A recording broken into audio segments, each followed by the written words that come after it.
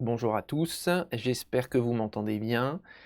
On va attendre juste une 10 petites secondes avant de pouvoir commencer.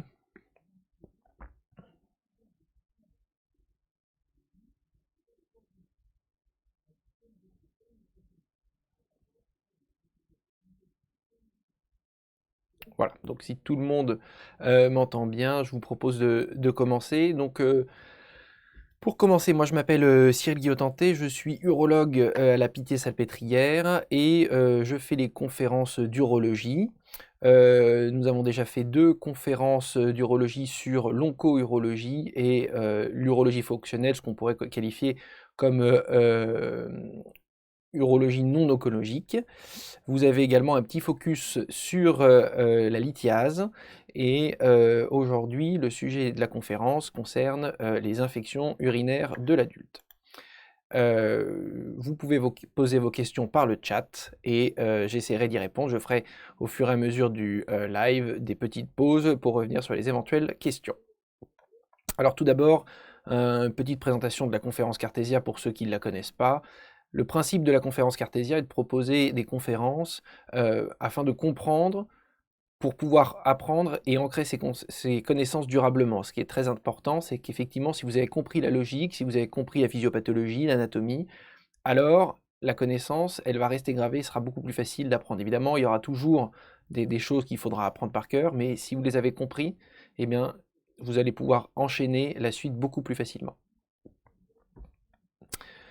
Il y a également un programme de préparation anticipée avec des conférences introductives qui sont disponibles dans la plupart des spécialités et un accès à des premiers focus dès l'inscription, et ce à partir de fin août de l'année. Donc toutes les spécialités du programme sont traitées en alliant cours et entraînement, y compris sur LCA, jusqu'à juin 2022.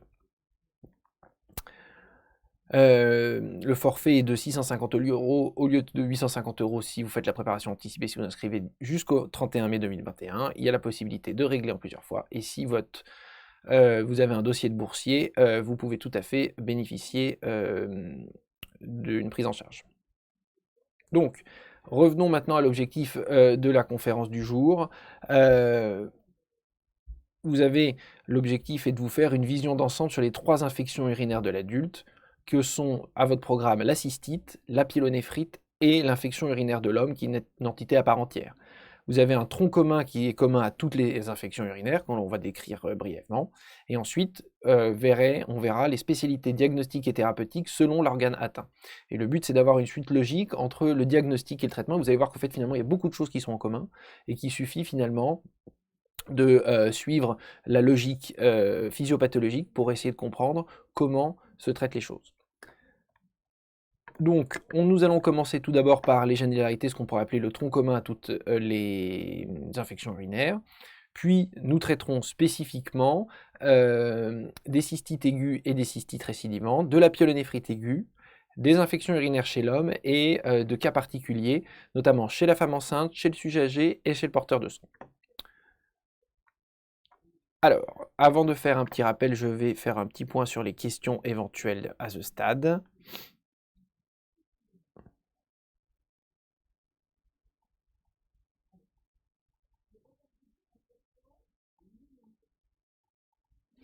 Alors, une question pour éventuellement un récapitulatif sur la dégénérescence des organes, notamment chez la personne âgée, tout à fait. Pour donc rappeler, ce n'est pas véritablement une dégénérescence, mais je pense que ce dont Chloé veut parler est du prolapsus génital. En fait, avec l'âge, tout simplement, les tissus perdent de leur souplesse, et notamment au niveau du vagin, et il peut y avoir ce qu'on appelle un prolapsus génital, c'est-à-dire une descente d'organes. La patiente ressent une sensation de boule intravaginale, et en fait, à l'intérieur, par le hiatus vaginal, peuvent s'extérioriser, soit au niveau de l'étage antérieur, la vessie, soit au niveau de l'étage postérieur, le rectum et éventuellement le cul-de-sac de Douglas. Dans ces cas-là, on parle de rectocèle et d'élytrocèle respectivement. Et également, il peut y avoir une hystéroptose, c'est-à-dire une descente du col de l'utérus. Ça, c'est la physiopathologie du prolapsus génital, à ne pas confondre avec le prolapsus rectal, qui consiste à une hernie de la muqueuse à travers le rectum. D'accord ? Donc le prolapsus génital, comme son nom l'indique, c'est uniquement une descente d'organes par le vagin, qu'est-ce qui peut descendre? La vessie, on parle dans ces cas-là de cystocèle, l'utérus, hystéroptose, le rectum, la rectocèle, et l'érythrocèle qui est le cul-de-sac de Douglas. Le traitement est essentiellement chirurgical, à moins que la patiente ne veuille pas de traitement, et dans ces cas-là, on peut lui proposer un traitement qu'on pourrait appeler palliatif, qui consiste à la mise en place d'un Pesser. Pesser, c'est un petit anneau ou un petit donut qu'on met au niveau du vagin qui va retenir les organes pour éviter qu'il y ait cette sensation désagréable. Le bilan comprend généralement une échographie rénovésicale de dépistage. Il faut bien faire attention effectivement à ce que le bilan gynécologique soit à jour avec notamment un frottis cervico-utérin et en cas de trouble mictionnel réaliser un bilan urodynamique et éventuellement une cystoscopie. Et enfin, la conférence va durer environ, il y a 1 heure, on va dire, de conférence, et éventuellement un petit peu de temps avant pour répondre aux questions, un petit peu de temps après pour répondre aux questions. Voilà. Donc, pour commencer, il est très important de bien savoir ce dont on parle en urologie, et donc pour ça, je vous ai rajouté le même schéma que pour les précédentes confs, avec l'anatomie chez l'homme et chez la femme. Donc, en urologie, on parle des voies urinaires. Les voies urinaires comprennent ce qu'on appelle le haut appareil, qui comprend le rein et l'urtère, et ensuite le bas appareil, qui comprend la vessie et l'urètre. Le rein, à l'intérieur du rein, il y a 2 parties. Il y a la partie sécrétoire, donc la partie qui sécrète de l'urine, qui est le parenchyme rénal, qui est ici schématisé au niveau des calices. Et ensuite, vous avez ce qu'on appelle le système excrétoire. Donc le système excrétoire comprend les calices, qui sont supérieurs, moyens ou inférieurs, le bassinet, que l'on appelle également le pied long, et l'urtère. L'urtère se décompose en 3 parties. Il commence au niveau de la jonction pyélo-urétérale, c'est-à-dire la jonction entre le pied long et l'urtère, puis il a sa partie lombaire, sa partie iliaque au niveau des vaisseaux iliaques, et enfin sa partie la plus terminale qui est la partie pelvienne. Les urtères s'abouchent dans la vessie chez la femme, avec au-dessus l'utérus qui est surplombé avec les trompes et les ovaires. L'urètre de la femme est relativement court. Voilà pour le système urinaire de la femme. Chez l'homme, tout le haut appareil est identique, c'est-à-dire toujours la partie parenchymateuse sécrétoire d'urine et la partie excrétrice qui comprend les calices, le bassinet ou le pied long, et l'urtère, lombaire, iliaque et pelvien. L'urtère croise alors les canaux déférents avant de se jeter dans la vessie. Ensuite, l'urètre chez l'homme est beaucoup plus long puisqu'il comprend 3 parties. Tout d'abord, l'urètre prostatique, ce qu'on pourrait appeler également juste la prostate. Au niveau de la prostate viennent s'aboucher les canaux éjaculateurs, qui contiennent le sperme produit par les vésicules séminales. Ce sperme qui était lui-même enrichi au niveau du canal déférent par les spermatozoïdes. Les spermatozoïdes sont sécrétés au niveau du testicule, maturés au sein de l'épididyme, et circulent, voyagent, on peut dire, au niveau du canal déférent jusqu'aux vésicules séminales où ils sont mélangés au sperme. Ce sperme-là viendra ensuite être excrété au niveau des canaux éjaculateurs. Donc vous voyez qu'il y a une communication aiguë, étroite, entre la vessie, l'urètre et le testicule. C'est très important, notamment pour l'infection urinaire de la femme. Vous verrez que quand vous avez une infection du tractus urogénital, il faudra toujours rechercher s'il n'y a pas une complication, que ce soit au niveau des testicules ou que ce soit au niveau de l'urètre. On va voir par exemple si vous avez une urétrite. Vous pouvez très bien avoir en plus une épididymite. Quel est le mécanisme? Eh bien, vous avez des germes au niveau de l'urètre qui vont infecter l'épididyme par son canal déférent. De même, si vous avez par exemple une prostatite, vous avez des germes au niveau de la prostate qui vont pouvoir aller infecter également l'épididyme et faire une épididymite. Voilà pourquoi il est important d'avoir ce schéma en tête. Ensuite, vous avez ce qu'on appelle l'urètre bulbaire, qui est la partie qui fait suite à la prostate, qui est la partie fixe de l'urètre, qui n'est pas figée. Ensuite, vous avez l'urètre pénien au niveau du pénis, qui effectivement peut tout à fait, est la partie mobile de l'urètre, dont la taille peut évoluer en fonction de l'état du pénis, et notamment s'il y a des érections. Donc voilà pour ce rappel anatomique. Si vous n'avez pas d'autres questions, je vous propose de commencer par la première partie qui concerne les caractéristiques communes des infections. Donc ce qui est très important, et ça s'applique à toutes les infections urinaires, il faut différencier les infections urinaires simples, les infections urinaires à risque de complications et les infections urinaires graves. L'infection urinaire simple, c'est l'infection classique tout venante qui n'a aucun critère à risque de complications. En fait, finalement, vous allez voir que les critères à risque de complications, c'est beaucoup de patients. Parce que ça concerne tous ceux qui ont une anomalie de l'arbre urinaire, donc l'anomalie arbre urinaire, patient avec un rein unique, patient qui a un antécédent par exemple de syndrome de la jonction pyélo-urétérale, qui a déjà été opéré de son système urinaire. Les hommes, donc tout homme, à partir du moment où vous avez une infection urinaire chez un homme, c'est à risque de complications. Les femmes enceintes, on va y revenir spécifiquement. Vous avez également les sujets âgés, donc à partir de 75 ans ou 65 ans et des critères de fragilité. Donc là, pareil, vous voyez quand même que ça représente pas mal de personnes.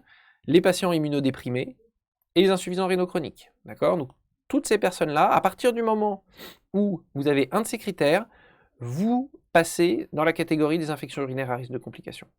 Et enfin, vous avez les infections urinaires graves. Alors ça, c'est assez facile de les reconnaître. Ce sont les patients qui sont finalement en sepsis sévère ou en choc septique, ou ceux qui vont avoir le recours à un traitement chirurgical, un drainage chirurgical des urines, pyélonéphrite sur obstacle par exemple. Et là, je vous ramène dans ces cas-là spécifiquement au focus sur la lithiase. Mais grosso modo, les infections urinaires qui sont drainées, c'est celles où il y a un obstacle, et celles où il y a un obstacle sont celles qui sont soit dues à une obstruction par tumeur ou par calcul, grosso modo. Les caractéristiques cliniques, en fait, les signes diagnostiques d'infection urinaire, ils sont relativement peu spécifiques, et vous avez en gros trois signes cliniques à connaître. C'est d'abord tout ce qu'on pourrait appeler les signes fonctionnels urinaires, avec une atteinte vésico-urétrale qui pourra être responsable de ce qu'on appelle une épine irritative. Alors c'est un terme comme ça, une épine irritative, ça correspond à pas grand-chose d'anatomique, mais en gros, sachez que si vous avez des signes fonctionnels urinaires, ça peut être lié, c'est toujours pareil, soit à un calcul, soit une tumeur, soit une infection, d'accord? Et donc là, l'infection, ça vient ensemble. Donc si vous avez une cystite, une prostatite, une pyélonéphrite, et ben vous allez avoir des signes d'atteinte vésico-urétrale, brûlure mictionnelle, pollakiurie, le fait d'aller souvent aux toilettes, diurne, nocturne, brûlure mictionnelle, le fait d'avoir des brûlures lors des mictions, nicturie, le fait d'aller d'être réveillé pour aller aux toilettes la nuit, etc. Ça, ce sont les atteintes vésico-urétrales. Si vous avez de la fièvre, donc ça, il faudra faire bien le distinguo aussi entre les infections urinaires fébriles et non fébriles. Si vous avez une fièvre, c'est que vous avez une atteinte du parenchyme. Dans la vessie, il n'y a pas de parenchyme.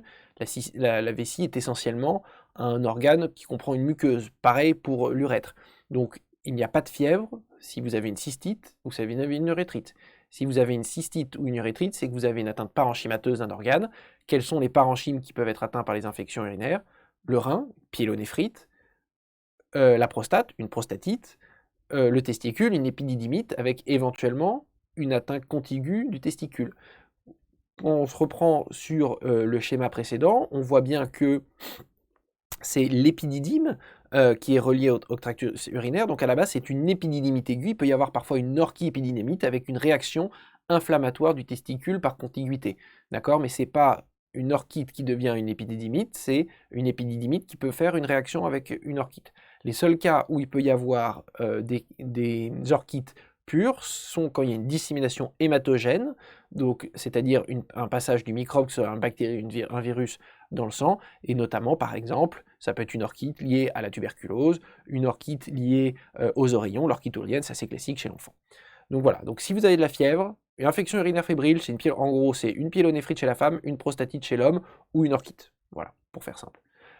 Si le troisième signe, ce qui va être très important, c'est la bandelette urinaire. La bandelette urinaire, c'est pas un élément parfait, mais c'est un élément très simple qui fait partie de l'examen clinique, qui n'est pas vraiment considéré comme un examen complémentaire, qui a une très bonne valeur prédictive positive chez l'homme, c'est-à-dire que si finalement la bandelette est positive, il y a une infection urinaire, d'accord? Ça ne veut pas dire que si elle est négative, il n'y en a pas, mais si elle est positive, il y en a une, chez l'homme. Et chez la femme, c'est l'inverse, c'est une bonne valeur prédictive négative, c'est-à-dire que si la bandelette est positive, bah, ça peut être une contamination, ça peut être autre chose, mais si elle est négative, il n'y a pas d'infection, d'accord? une mandelette urinaire négative chez une femme, ça veut dire que, et a priori, il n'y a pas d'infection. Il faut faire attention parce que sur la bandelette urinaire, vous avez plusieurs éléments qui apparaissent, le taux de glucose, le taux d'hématie, les leucocytes. Donc la leucocyturie va être le nombre de leucocytes qu'il y a dans les urines, si éventuellement donc, il y a une réaction inflammatoire avec du pu, une pyurie dans les urines, mais ça ne signe pas la bactériurie que vous verrez uniquement à l'ECBU.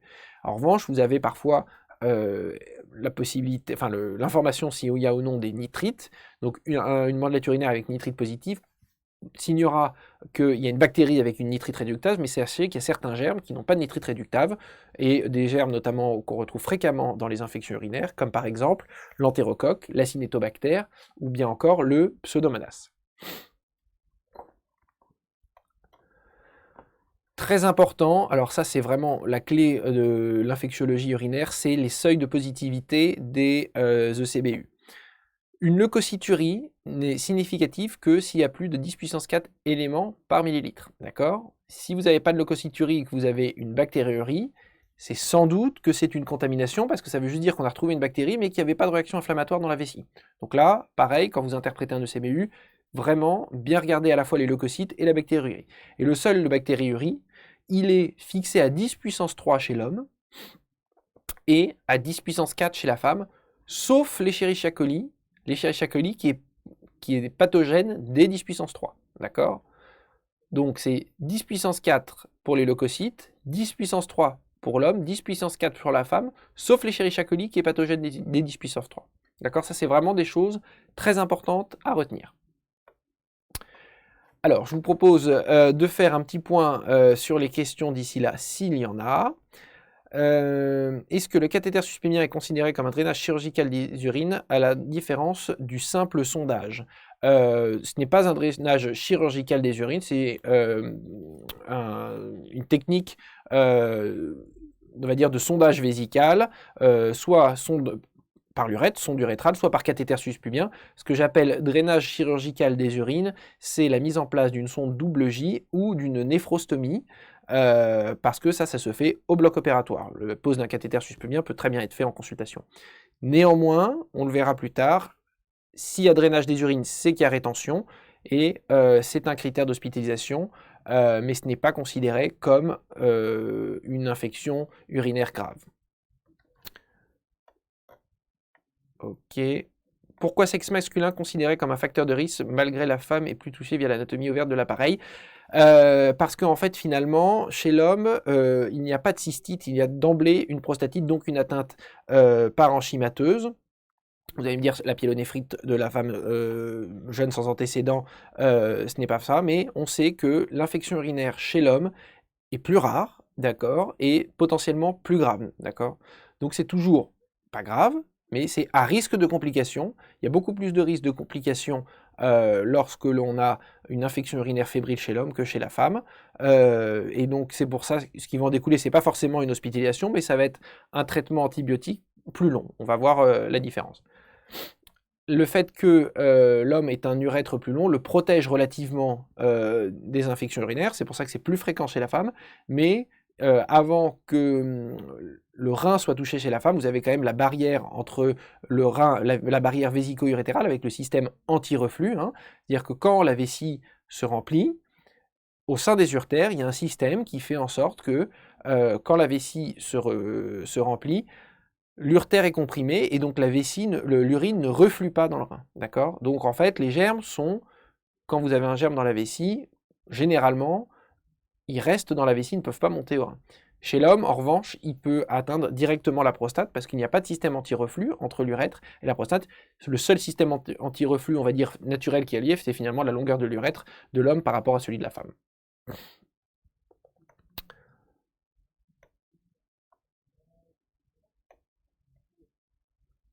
Infection urinaire chez l'homme, pardon, Staphylococcus apophyticus est également nitrite négative, je ne suis pas certain, à vérifier, ça je ne pourrais pas vous le dire.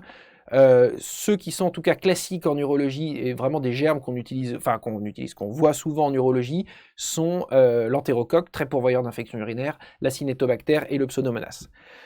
L'infection urinaire chez l'homme égale prostatite.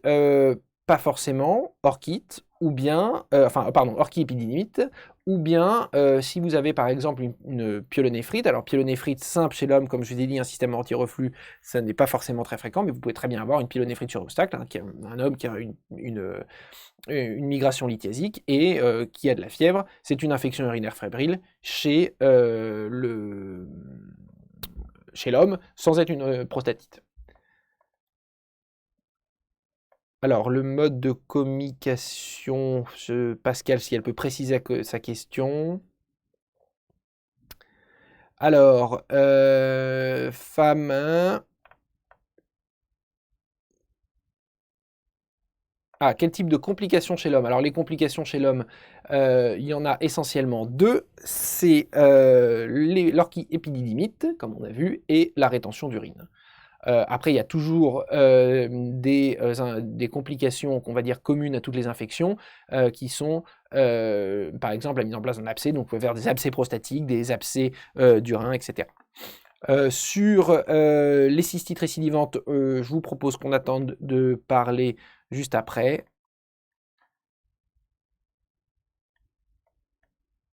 On en parlera juste après, donc pour les cystites récidivantes.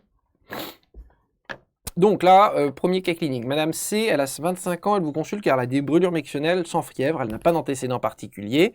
Elle a fait une bandelette urinaire qui retrouve une leucocyturie avec une hématurie. Les nitrites sont également positifs. Faites le diagnostic de cystite aiguë simple. Première question, qu'est-ce que vous prescrivez en première intention? Un ECBU, une échographie rénovésicale, une quinolone en dose unique, une dose de phosphomycine trométamol ou une dose unique de pivmécilinam. Je vous laisse 15 secondes pour y réfléchir.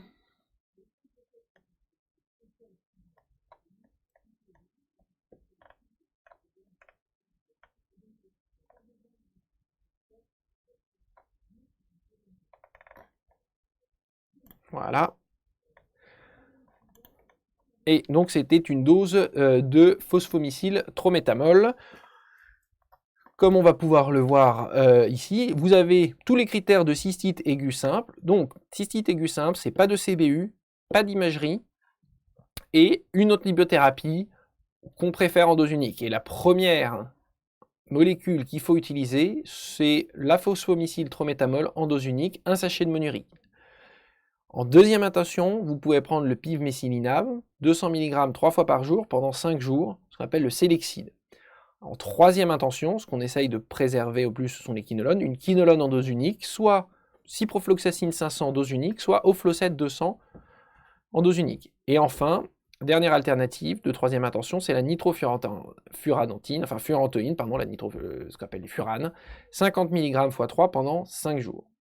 Donc ça, ce schéma s'adresse uniquement à la cystite aiguë de la femme jeune, dans le sens où ce sont des cystites simples et qu'il n'y a pas d'atteinte parenchymateuse, ce n'est pas une cystite récidivante, c'est un de ces premiers épisodes où le dernier a été traité il y a longtemps. Et en fait, le but, ça va être juste de stériliser les urines. Associé à ça, une cure de diurèse va faire en sorte que la patiente va guérir spontanément, enfin pas spontanément, mais après son traitement antibiotique, elle va faire le reste pour son traitement antibiotique. Pour la cystite à risque de complications, les choses sont différentes. Un ECBU systématique, d'accord, là parce que là, il va falloir comprendre quel germe est en cause. Vous ne faites toujours pas d'imagerie parce que c'est une cystite, il n'y a pas d'atteinte parenchymateuse. Tant qu'il n'y a pas de fièvre, pas d'imagerie. Et vous allez donner un traitement de deuxième intention qui repose cette fois-ci sur la nitrofurantoïne pendant 7 jours. En première intention. En deuxième intention, c'est le cefixime, l'oroquène, 200 mg 2 fois par jour pendant 7 jours également, ou bien une quinolone. On préfère garder les quinolones pour les atteintes parenchymateuses, mais c'est une alternative possible. Et dans ces cas-là, sur la quinolone, vous réduisez le traitement à 5 jours. Oflocet 200 2 fois par jour ou Ciflox 500 2 fois par jour. Au plus possible, pour éviter de lancer une antibiothérapie qui potentiellement est à large spectre et pas adaptée, vous faites prélever le CBU, vous leur dites, vous faites le CBU, vous revenez me voir dans 48 heures, on aura les résultats, je vous mettrai. Si par contre, effectivement, les symptômes sont trop gênants, vous pouvez très bien commencer avec le traitement de première intention, de la fluoradentine par exemple. Enfin, Le dernier cas sont les cystites récidivantes. Donc ces cystites récidivantes sont définies par la présence de 4 épisodes sur 12 mois. Faut noter qu'il y a des facteurs de risque, sont les relations sexuelles, notamment après un changement de partenaire, parce que la flore vaginale est différente, etc. Le fait de ne pas boire suffisamment ou d'avoir des mictions rares, hein, vous avez bien vu que selon notre schéma du début, pareil, l'urètre est très court, le but c'est vraiment de faire en sorte que la concentration en germes diminue au fur et à mesure, et ça pour ça il suffit d'augmenter la diurèse. Les constipations, également facteur de pourvoyeur, parce qu'il peut y avoir éventuellement une translocation bactérienne entre le rectum et la vessie, ou le fait de devoir pousser pour uriner, finalement, va pouvoir amener à une contamination, finalement, par contiguïté. Enfin, le statut hormonal, et notamment la ménopause, peut tout à fait être responsable de cystite. Dans ces cas-là, vous faites le diagnostic en réalisant un ECBU systématique. Pourquoi il faut absolument exclure la cystite à rechute? D'accord? Donc, ce qu'il faut faire, c'est initier le traitement avec un ECBU stérile. D'accord? Et la preuve, c'est qu'est-ce qui vous dira en fait finalement que ce n'est pas une cystite à rechute mais une cystite récidivante, c'est que les ECBU en fait vont être positifs à des germes différents. Parce que si vous avez toujours le même germe, et ben finalement c'est que la cystite elle est maltraitée. Le traitement, bon, quand vous avez une cystite récidivante, c'est le même traitement que la cystite. Donc si c'est une cystite simple, vous pouvez faire un monuril à chaque fois qu'il y a. Et par contre, ce qui va se discuter, ça va être la prophylaxie. Prophylaxie, elle repose sur deux choses. Tout d'abord, les règles, enfin trois choses. La première que je n'ai pas rappelée ici, mais c'est effectivement les règles hygiéno-diététiques. Pantalon pas trop serré, bien s'essuyer d'avant en arrière, enfin d'arrière en avant, pardon, enfin d'avant en arrière, pardon, et pas l'inverse. Miction systématique après les rapports sexuels, mais immédiate, c'est vraiment rapport sexuel, on se lève, on va faire pipi. Euh, Éviter les sous-vêtements synthétiques, plutôt privilégier des sous-vêtements en coton, pas trop de jeans serrés, etc. Tout ça fait en sorte que les mictions soient bien régulées. Et ensuite, il y a l'aide médicamenteuse qui comprend tout d'abord de la canneberge, le cranberry. Alors, il y a plusieurs produits qui peuvent exister dans le commerce. Il faut vraiment respecter celui qui comprend de la proanthocyanidine de type A, 36 mg par jour, ce que vous voyez parfois sur les produits qui s'appellent PAC. 36 mg par jour, donc c'est généralement un comprimé. Et ensuite, à partir du moment où il y a plus d'une cystite par mois, vous pouvez mettre en place une antibioprophylaxie qui consiste généralement, soit c'est du Bactrim, soit c'est du monouril. Vous l'initiez après un ECBU stérile, donc en dehors des crises, et ça peut également être, si on voit vraiment que le facteur de déclenchement est les rapports sexuels, ça peut être tout à fait une antibioprophylaxie juste post-coïtale, mais dans ces cas-là, il faut quand même rentrer dans les critères, à savoir faire au moins une cystite par mois. Voilà. Donc j'espère avoir répondu aux questions de Florian et Ombline à ce sujet.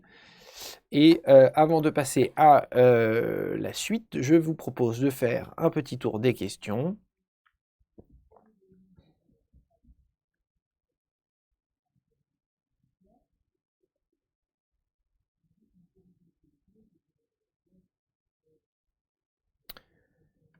Cystite chez PA. Alors PA, je ne sais pas ce que c'est. Alors, par rapport aux résistances antibiotiques, il ne faut pas privilégier le CBU. Le CBU est à faire en cas de cystite maltraitée ou cystite à risque de complications. Mais une cystite isolée chez la femme peut tout à fait être traitée par un ECBU simple. Pardon, une antibiothérapie minute sans ECBU, je veux dire. Selon l'affection rénale pour la furadentine, effectivement, c'est un facteur à prendre en compte, mais on est dans normalement la cystite aiguë simple, ce ne sont pas des malades insuffisants rénaux chroniques. Le germe en cause après 5 jours d'antibiotiques spectre large. Je comprends pas trop la question, si vous pouvez les reformuler.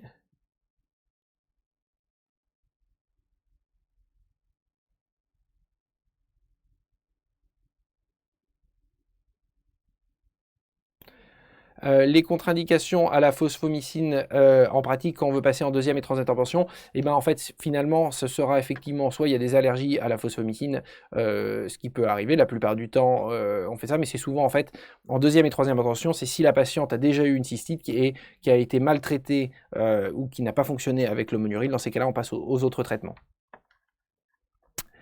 7 jours, c'est 7 jours pour les traitements, effectivement, et 5 jours pour les quinolones.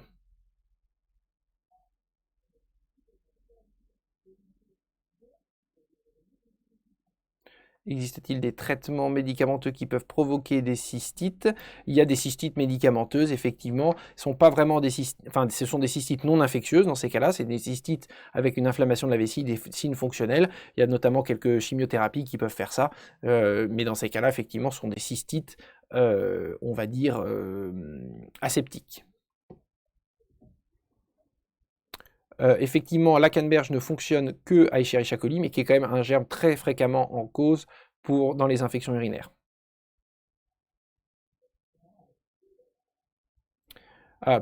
Pour la personne âgée, effectivement, dans ces cas-là, vous rentrez dans la cystite à risque de complications, et si elle a plus de 75 ans ou plus de 65 ans avec des critères de fragilité. Pour la femme enceinte, on y reviendra juste après, parce qu'il y a certains médicaments qu'effectivement on ne peut pas donner pendant la grossesse. Gonocoque, pareil, fin de la conférence. Voilà, et ben écoutez, je pense qu'on va pouvoir passer au suivant. Donc Madame C, elle n'a pas suivi vos conseils finalement, parce qu'elle préfère éviter des antibiotiques. Elle consulte finalement 5 jours plus tard avec de la fièvre à 39 et des signes fonctionnels urinaires. Que prescrivez-vous en première intention? Un ECBU, une échographie rénovésicale, un uroscanner, une dose unique de phosphomycil trométamol ou une fluoroquinolone pour 7 jours. Je vous laisse 15 secondes.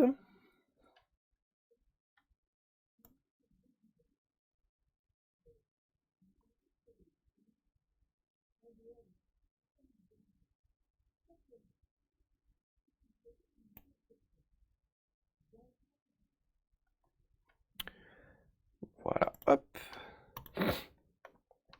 Donc les bonnes réponses sont effectivement le CBU et une quinolone pour 7 jours. On va voir ça en détail. Quand vous avez une pyélonéphrite aiguë, donc toujours vous vous rappelez les critères de infection urinaire à risque de, infection urinaire simple, infection urinaire à risque de complications, s'appliquent parfaitement. Il faut donc raisonner de la même façon, sauf que dans la pyélonéphrite, le diagnostic est clinique et repose effectivement sur une fièvre, atteinte parenchymateuse, des signes fonctionnels urinaires, atteinte vésico-urétrale, et éventuellement des douleurs lombaires, parce qu'effectivement il y a une atteinte du rein. Un examen parent clinique, c'est le CBU, qui est positif, qui retrouve une bactériurie significative associée à une leucocyturie. Donc un CBU positif et de la fièvre, c'est une pyélonéphrite. D'accord? C'est très simple, enfin chez la femme, c'est binaire, c'est comme ça. Vous faites une échographie uniquement si les douleurs lombaires sont fortes pour rechercher un obstacle. En fait, c'est voir si on ne change pas de tableau et qu'on passe pas finalement d'une infection urinaire simple à finalement une infection urinaire sur obstacle, qui est donc finalement qui va nécessiter un drainage chirurgical des urines, qui est une infection urinaire grave. L'indication du scanner. Évolution défavorable à voir si effectivement, malgré une antibiothérapie adaptée, bien conduite, etc., vous avez toujours un syndrome septique. Dans ces cas-là, il faut voir s'il n'y a pas un abcès. D'accord? Une localisation secondaire de l'infection, c'est un abcès. Et vous faites un scanner quand c'est une infection qui est potentiellement à risque de complications ou une infection urinaire grave, c'est-à-dire par exemple chez l'homme, assez rapidement, s'il y a un doute sur une pyélonéphrite, parce qu'il y a des douleurs lombaires, et ben, il y a peut-être un calcul, donc on va faire un scanner. Si vous avez un état de sepsis sévère, etc., il faut comprendre précisément, et ça, c'est pas une échographie de débrouillage. L'échographie, elle va juste pouvoir vous dire sur un tableau qui est finalement assez rassurant, mais avec des douleurs lombaires, est-ce que oui ou non, finalement, ces douleurs lombaires, c'est bien juste une atteinte réactionnelle du parenchyme rénal à l'infection, ou bien est-ce que c'est une pyélonéphrite sur obstacle, et dans ces cas-là, ça nécessite un drainage chirurgical des urines. Le bilan sanguin, c'est effectivement à partir du moment où vous avez un risque de complication qui comporte généralement un bilan inflammatoire assez standard, numération CRP avec un bilan rénal pour vérifier qu'il n'y ait pas de retentissement rénal. Le traitement de la pyélonéphrite, là, c'est un traitement probabiliste. Hein. On ne va pas effectivement, à partir du moment où vous avez quelqu'un avec de la fièvre, lui dire bah, attendez, on va faire le CBU, on va regarder ce que ça donne, on va vous traiter. Non, vous initiez tout de suite un traitement antibiotique. Vous prescrivez une fluoroquinolone par voie orale en priorité, sauf s'il y a un traitement par fluoroquinolone dans les 6 derniers mois, ou bien une céphalosporine de 3e génération par voie parentérale à privilégier en cas d'hospitalisation. Ensuite, vous avez fait le CBU avant d'initier votre traitement, comme à chaque fois en infectiologie, et vous adaptez secondairement par voie orale. Il faut un médicament qui diffuse bien dans les urines. Il y en a grosso modo 3, l'amoxicilline, l'équinolone ou le Bactrim, le cotrimoxazole, d'accord? C'est généralement avec ces 3 molécules qu'on traite, effectivement, après, si vous avez des germes résistants et qu'il faut élargir avec des antibiothérapies à plus large spectre, etc., des PNM, etc., ça se peut, mais sur des traitements a priori, on va dire sans contexte de bactéries résistantes, etc., ce sont les 3 molécules qu'on utilise le plus. En priorité, peu importe que ce soit une pyélonéphrite à risque de complications simples, vous pouvez les traiter en ambulatoire, d'accord? Donc effectivement, par exemple, la pyélonéphrite du sujet âgé, vous pouvez quand même la traiter en ambulatoire.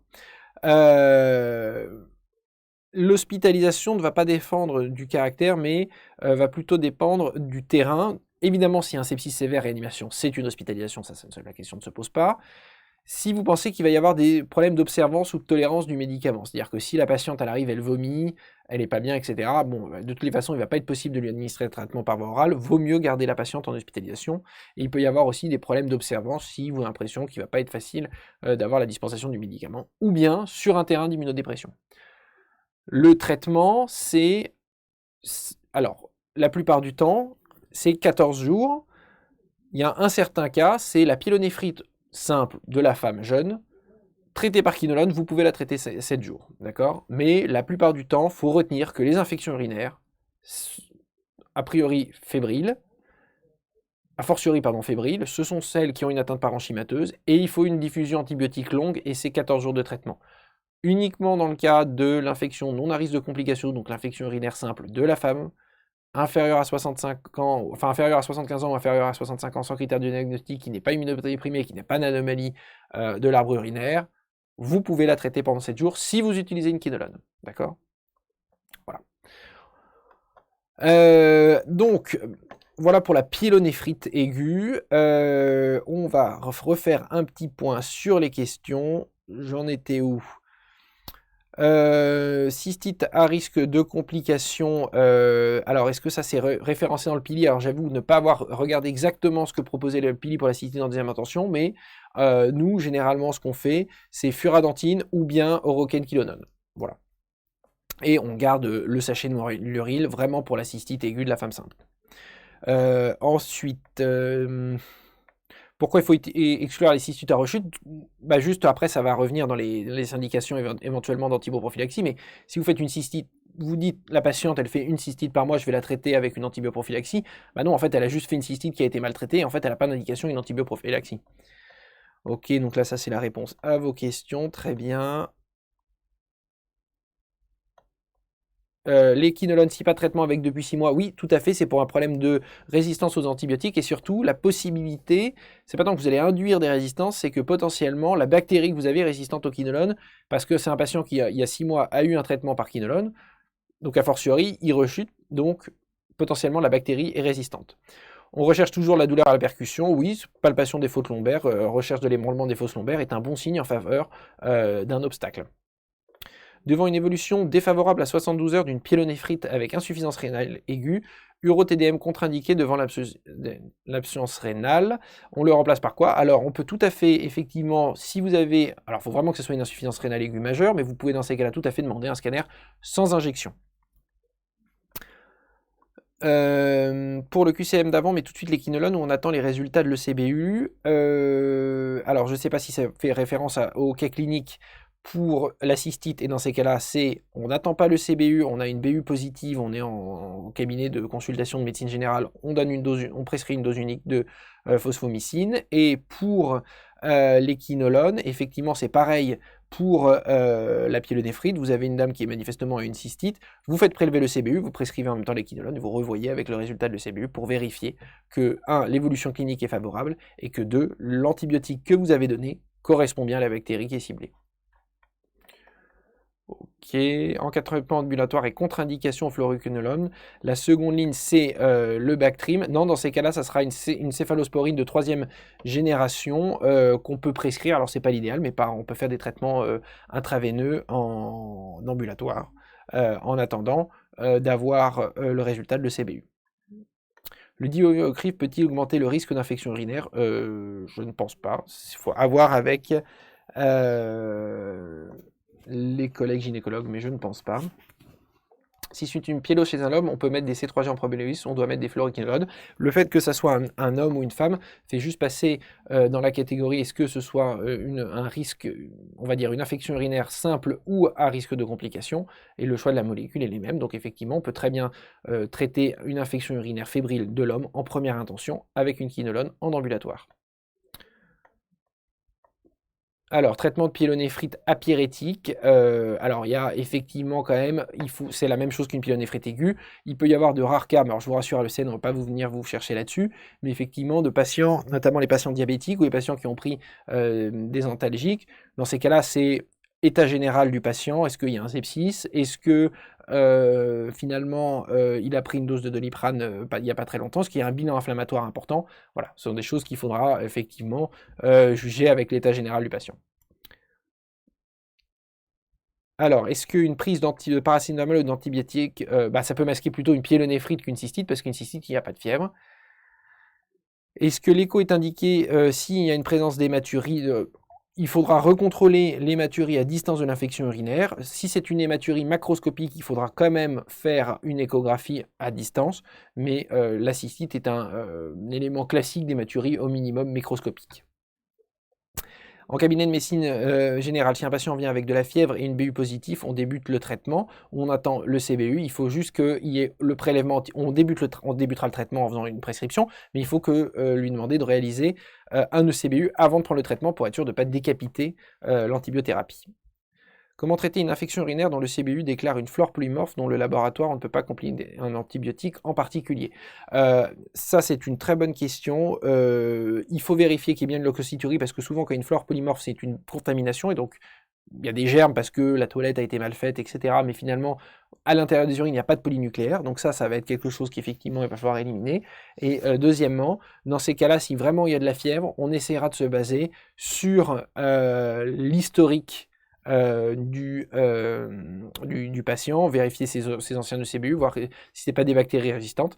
Et dans ces cas-là, au pire, on fera un traitement un peu d'épreuve, ce qui n'est pas du tout recommandé, mais on choisira une antibiothérapie à large spectre, comme par exemple une fluoroquinolone, qu'on traitera ainsi. Mais il faut vraiment qu'il y ait une suspicion d'infection urinaire fébrile avec une leucocyturie, un ECBU flore polymorphe dans ce cas-là, mais aussi de la fièvre, un syndrome inflammatoire, etc.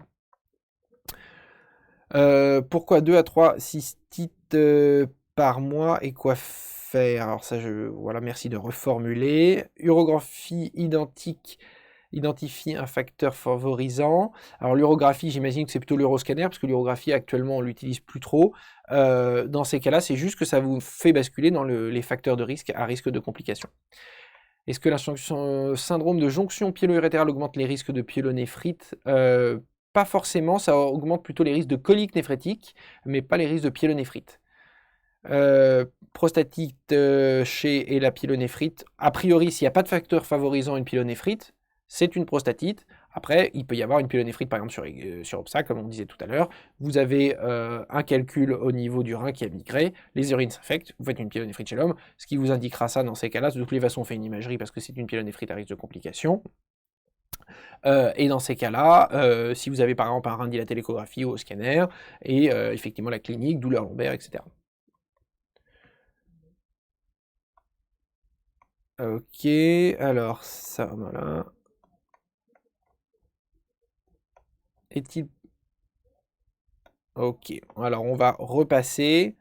Je fais juste un point de temps en temps sur les questions pour éviter... je fais des points au fur et à mesure parce que sinon je suis un peu perdu dans les questions. Alors, on avance. Maintenant, on va passer à Monsieur P qui a 60 ans.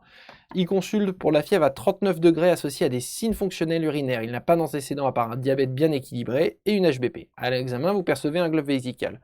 Quelle est votre prise en charge? Mise en place d'une sonde urétrale, mise en place d'un cathéter suspubien, mise en place d'un traitement antibiotique par C3G intraveineuse, mise en place d'un traitement antibiotique minute ou mise en place d'un traitement alpha-bloquant. Vous avez 15 secondes.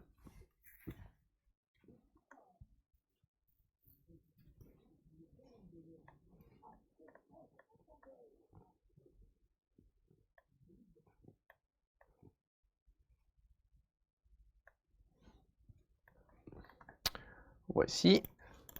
Alors, les réponses étaient la mise en place d'un cathéter suspubien, la mise en place d'une antibiothérapie par C3G intraveineuse, on va y revenir. Pas de traitement antibiotique minute, il a de la fièvre, c'est une infection parenchymateuse, il faut que les antibiotiques diffusent largement, c'est un traitement long, 14 jours. Mise en place d'un traitement alpha-bloquant, ça je vous rappelle, je vous ramène plutôt à la conférence sur l'urologie fonctionnelle. Effectivement, vous avez du coup là une HBP qui est compliquée, indication à la mise en place d'un traitement, et notamment un traitement alpha-bloquant. Distinguo entre sonde urinaire et cathéter suspubien, il s'agit de drainer la vessie, vous avez deux façons de le faire, une sonde urinaire ou un cathéter suspubien. Grosso modo, il y a une seule contre-indication à la pose d'une sonde urétrale en dehors de contexte particulier de traumatisme, etc. C'est la pyélonéphrite, parce que, enfin, la prostatite, l'infection urinaire fébrile, parce que vous avez un risque de décharge bactérienne.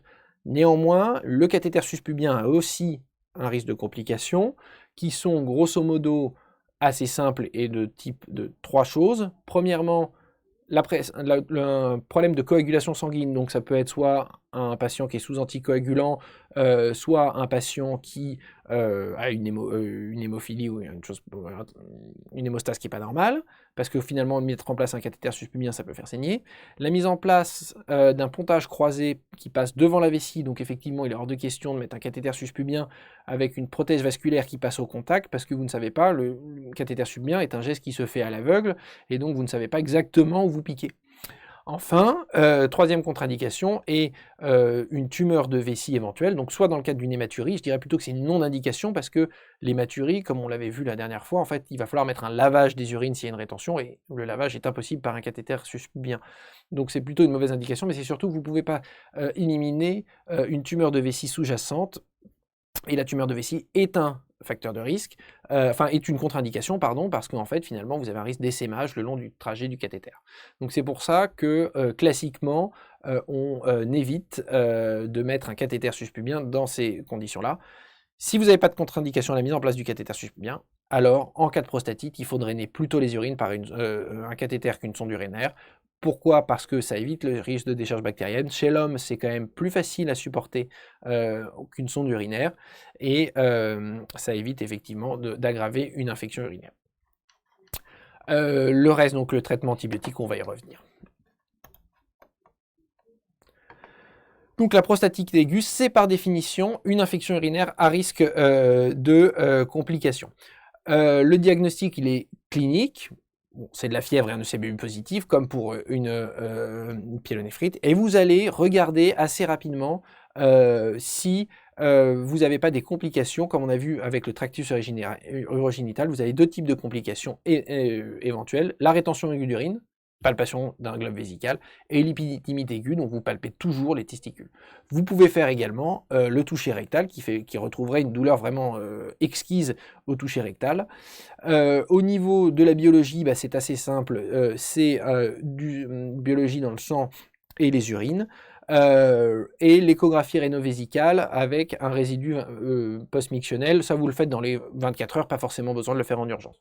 Le scanner n'est indiqué en cas d'infection urinaire, parce qu'on a vu que c'était pour les pyélonéphrites à risque de complications, mais c'est plutôt les pyélonéphrite chez l'homme. C'est-à-dire que si vous avez une douleur lombaire, si vous avez un tableau clinique de prostatite, c'est-à-dire le type, il a pas mal au fosse lombaire, il a juste des brûlures mictionnelles qui signent l'atteinte vésico-urétrale, de la fièvre qui signe l'atteinte parenchymateur, un ECBU positif, vous vérifiez qu'il n'y ait pas une orchite, vous vérifiez qu'il ne soit pas en rétention, vous n'avez pas forcément besoin de prescrire un scanner, d'accord? Parce que je crois que c'était une des questions de tout à l'heure. Le traitement, eh ben, finalement, c'est grosso modo le même que la pyélonéphrite. Pour la plupart des cas, il est probabiliste, une fluoroquinolone par voie orale, sauf si un traitement par fluoroquinolone dans les 6 derniers mois. Sinon, c'est une C3G parentérale à privilégier, notamment en cas d'hospitalisation, parce que c'est par voie intraveineuse. Secondairement, adapté par voie orale à l'antibiogramme de l'ECBU, avec 3 classes qu'on utilise volontiers, l'amoxicilline, l'équinolone ou le Bactrim. Possibilité de traiter en ambulatoire, critères d'hospitalisation qui sont les mêmes, et la rétention. D'accord? Une prostatite en rétention, vous l'hospitalisez, vous ne pouvez pas laisser repartir le patient, même avec un cathéter suspubien et 39, c'est trop risqué. Il faut que le patient il soit hospitalisé, sinon c'est les prostatites sévères, ceux qui ont un problème d'observance ou de tolérance, le terrain immunodéprimé et les rétentions. Et le traitement est de 14 jours, et exceptionnellement, il peut être augmenté à 21 jours si vous traitez avec autre chose que des quinolones et du Bactrim, notamment de l'amoxicilline. On préfère un traitement un petit peu plus long. Si la reprise mictionnelle est difficile, dans le sens où le patient il a une sonde urinaire qu'il va garder pendant 15 jours, arrêter les antibiotiques pile au moment de la sonde urinaire, c'est pas forcément l'idéal, d'autant plus s'il garde la sonde un petit peu plus longtemps. S'il y a un cas d'immunodépression, s'il y a une neuropathie malformative, c'est pas s'il peut y avoir effectivement des cas particuliers. On peut augmenter le traitement, mais retenez que le traitement est de 14 jours. On fait un petit point rapide sur les questions.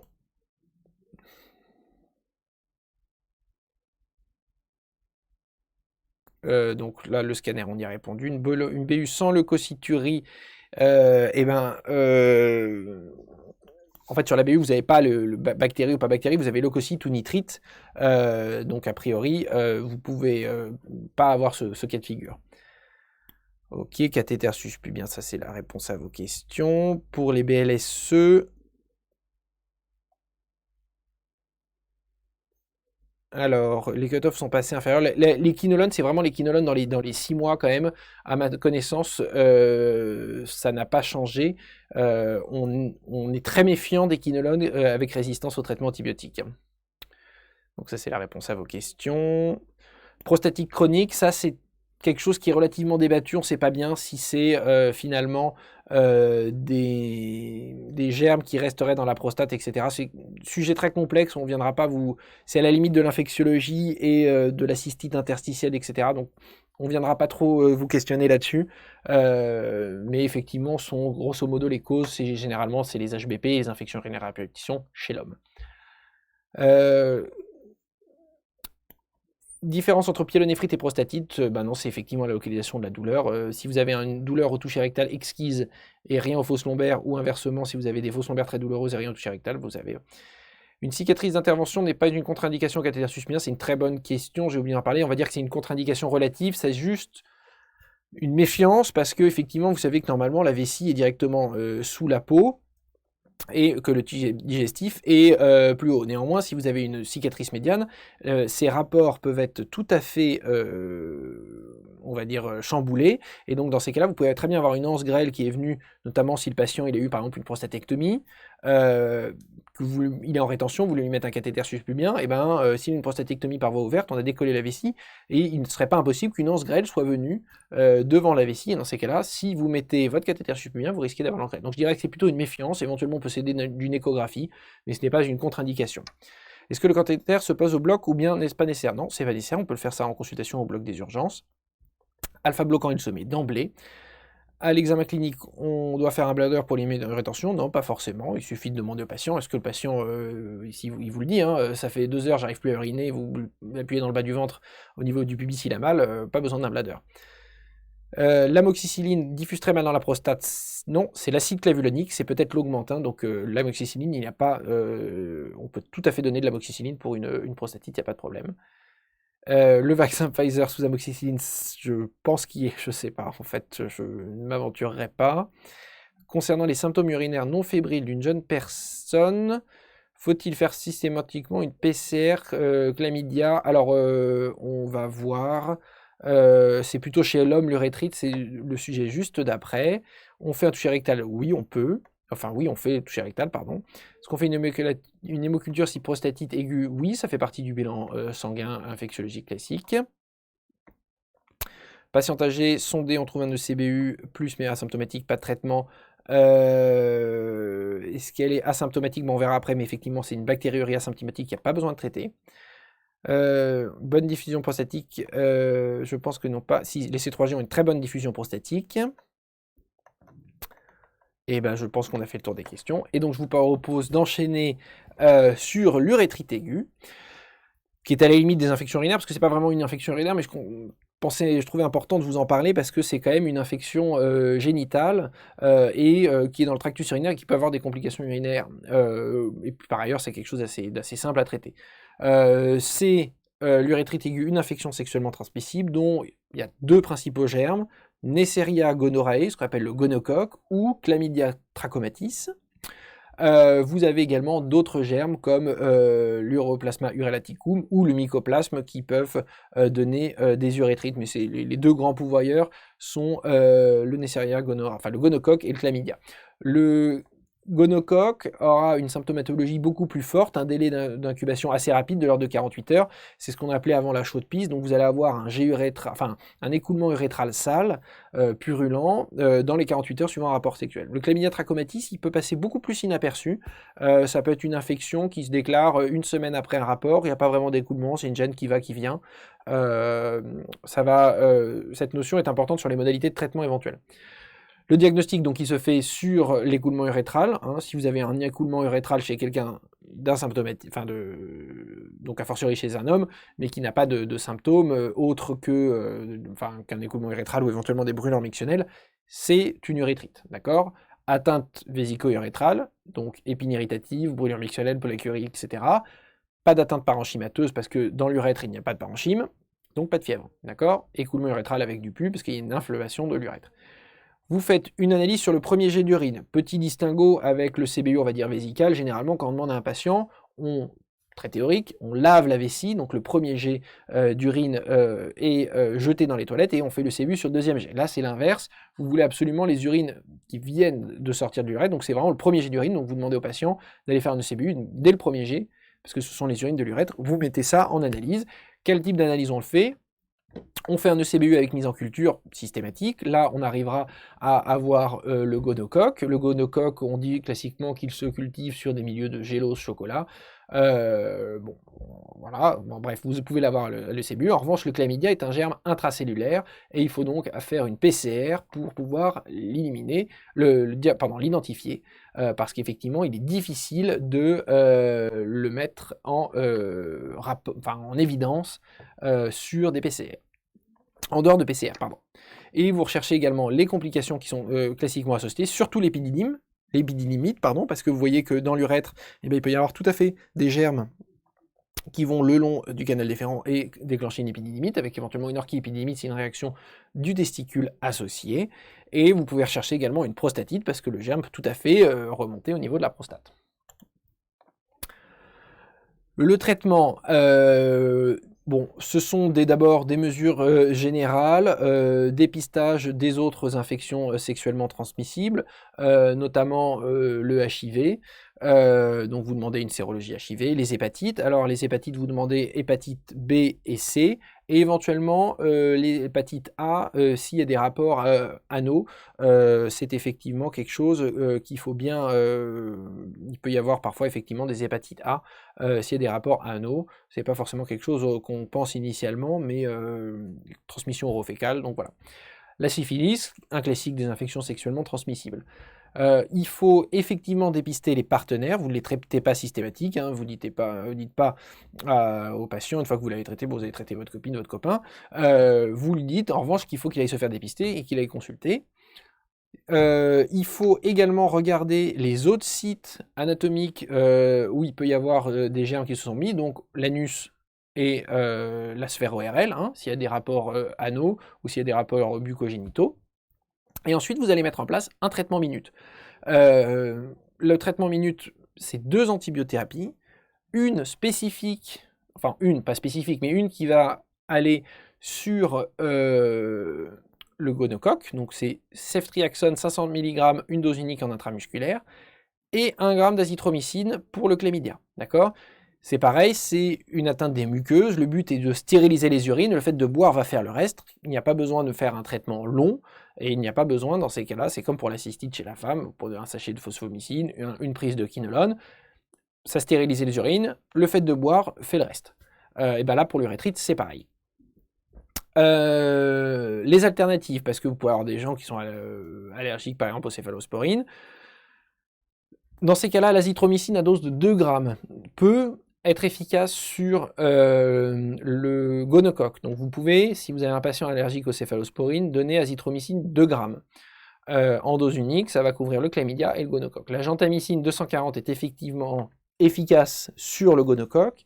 Et enfin, une dose unique de ciprofloxacine 500 va permettre également de traiter le gonocoque, avec toujours le fait que les quinolones sont des médicaments relativement efficaces, mais qui peuvent être résistants aux antibiotiques qu'on essaye de garder en alternative. Et l'alternative, sinon, pour les germes intracellulaires, sont les gènes par l'antibiothérapie par cycline, 200 mg par jour. Le problème, c'est que les cyclines sont parfois des antibiotiques qui ne sont pas extrêmement bien tolérés, notamment sur le plan digestif.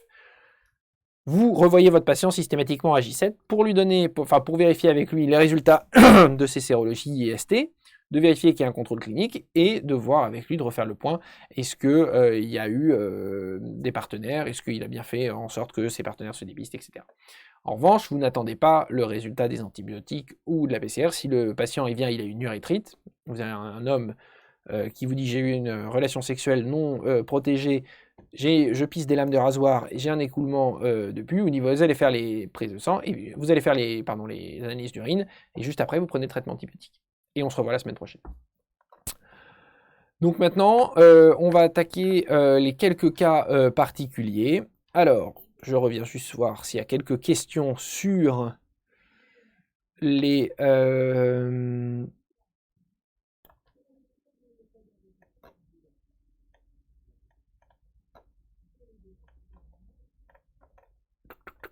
Question, portage asymptomatique chez les... Bon, ça c'est le portage, c'est assez rare quand même d'avoir un gonocoque. Le chlamydia est assez fréquent en portage asymptomatique, le gonocoque moins. Sérologie, pas forcément. Enfin, pas de sérologie, pardon.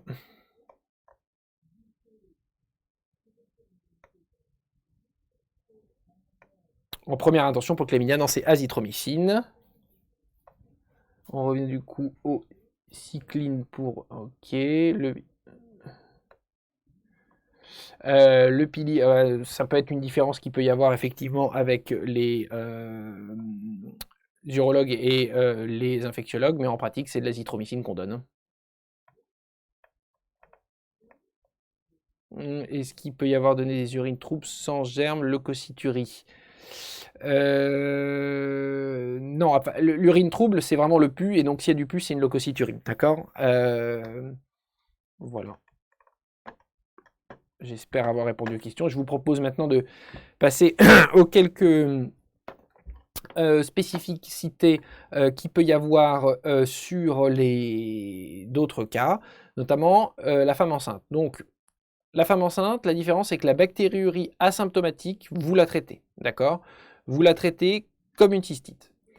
Et la cystite aiguë, ce n'est pas une cystite simple, c'est une cystite à risque de complications, donc vous faites un ECBU. Les traitements que vous pouvez donner sont ceux-ci: l'amoxicilline, la phosphomycine, le pimécilinam et la céfixime. D'accord? Ça sont des antibiotiques. On évite pendant la grossesse les quinolones, mais ça sont des antibiotiques que vous pouvez me demander. Vous demandez en revanche un ECBU de contrôle, ne serait-ce que parce que chez la femme enceinte, comme vous le savez, il faut qu'il y ait une BU qui soit faite chaque mois, parce que le fait qu'il y ait une cystite, une infection urinaire pourrait déclencher un accouchement prématuré. Déclencher un accouchement prématuré si le terme l'est.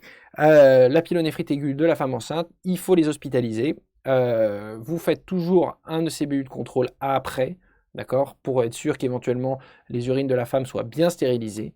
Et vous proposez une surveillance materno-fétale en hospitalisation, donc dans des secteurs spécifiques. Ça peut être un dossier tout à fait intéressant, qui mêle de l'uro, de la gynéco et de l'infectio. Donc il faut toujours penser à tous les protagonistes, et sachez que vous êtes dans le cas d'une pyélonéphrite et que la seule subtilité va jouer sur les méthodes diagnostiques. Vous allez demander une échographie rénovésicale pour rechercher éventuellement un obstacle, pour vérifier que les reins ne sont pas dilatés, bien qu'il peut y avoir pendant la grossesse, du fait de la dextroversion de l'utérus, une petite dilatation des cavités pyélocalicielles qui est physiologique. Le scanner n'est pas recommandé pendant la grossesse car il irradie, donc dans ces cas-là, si vous avez un doute sur une pyélonéphrite sur obstacle, on peut demander dans des rares cas une IRM, parce que sachez que si vous avez un obstacle chez la femme enceinte, le problème c'est que les femmes enceintes calcifient très vite leurs urines. Donc, elles sont à risque de lithiase, donc de pyélonéphrite obstructive. Et le problème, c'est que si vous mettez en place un drainage chirurgical des urines par une sonde double J, cette sonde double J se met en place sous contrôle scopique, donc on n'aime pas trop, mais bon, ça irradie moins qu'un scanner, c'est de faire une radio à la fin de l'intervention pour vérifier que la sonde soit bien positionnée. Bon, ça passe encore, on peut le faire, mais c'est surtout qu'en fait, vu qu'elle calcifie très vite, la sonde double J chez la femme enceinte doit se changer chaque mois, parce que sinon, le fait d'avoir un corps étranger avec l'hypercalciurie de la grossesse fait en sorte que la sonde double J est hypercalcifiée. Et dans ces cas-là, vous pouvez vous devez retourner au bloc opératoire tous les mois pour changer la sonde. Donc, décider de mettre une sonde double J chez une femme enceinte, c'est pas forcément anodin. Mais néanmoins, s'il faut le faire parce qu'il est hors de question de laisser une pyélonéphrite aiguë obstructive chez une femme enceinte qui peut potentiellement aller en sepsis potentiellement très sévère et qui peut potentiellement faire une menace d'accouchement prématuré également à cause du sepsis. Donc, en gros, si c'est une pyélonéphrite sur obstacle, il faut drainer. Et mais bon, il faut vraiment peser le pour et le contre. Ensuite, chez le sujet âgé, il faut faire attention aux bactériuries aseptiques, il ne faut pas les traiter, d'accord? Parce que les sujets âgés, on ne fait pas un recueil forcément nickel, et donc il peut y avoir une bactériurie forcément qui n'est pas symptomatique de toutes les façons. A priori, sauf dans certains cas, les bactériuries ne sont pas à traiter, notamment si vous faites un geste endo-urologique. D'accord? Si vous avez prévu de faire une intervention chirurgicale, une fibroscopie, on vérifie toujours avant ça la stérilité des urines en demandant au patient, mais ça peut être chez un patient jeune ou un patient moins jeune, de faire un ECBU une semaine avant pour vérifier que les urines soient stériles. Et dans ces cas-là, on traite généralement 48 heures, au minimum 48 heures avant, avec un antibiotique adapté. Il faut savoir que le tableau des infections urinaires chez le sujet âgé peut être plutôt frustre. Ça peut être un syndrome de glissement. Tout à l'heure, il y en a quelqu'un qui parlait de pyélonéphrite sans fièvre, effectivement, chez un patient diabétique ou qui est polymédiqué avec notamment des traitements antipyrétiques. Effectivement, il faut faire attention. Les corticoïdes diminuent la fièvre également. Donc, un syndrome de glissement... un tableau un peu frustre. Chez une personne âgée, il faut penser à l'infection urinaire parce que c'est assez fréquent, notamment chez la femme avec le syndrome de la ménopause. Et surtout, faites attention à la fonction rénale parce que beaucoup d'infections, d'antibiothérapie, pardon, peuvent être chez la femme, et notamment chez l'insuffisant rénal, la posologie sera adaptée, d'accord? Notamment, par exemple, pour les quinolones, il faut toujours adapter la posologie à la fonction rénale. Le porteur de sonde à demeure, en fait, si vous avez un patient qui est un porteur en sonde à demeure, potentiellement de façon chronique, c'est-à-dire patient qui finalement n'a jamais retrouvé ses mictions, trop fragile pour avoir une intervention, etc., il est en sonde à demeure, eh ben, la probabilité au bout d'un mois d'une sonde à demeure qui a un germe sur la sonde, elle est quasiment de 100%, d'accord? Donc, il ne faut pas forcément traiter. En revanche, vous faites un ECBU dessus, vous changez la sonde, parce qu'il faut la changer toutes les 4 à 6 semaines. 6 semaines, le plus on espace, mieux c'est, tant qu'il ne fait pas d'infection sur sa sonde. Et dans ces cas-là, faites un prélèvement de CBU, vous changez le geste. S'il a de la fièvre, comme ça, vous avez déjà sur quel germe traiter, mais vous ne faites pas forcément, avant chaque changement de sonde, un traitement antibiotique adapté. Alors, la sonde à demeure, pour revenir, la sonde à demeure, en fait, c'est une sonde urétrale qu'on laisse comme mode de drainage vésical chez des patients qui n'arrivent plus à uriner, qui n'arrivent pas à reprendre des mictions.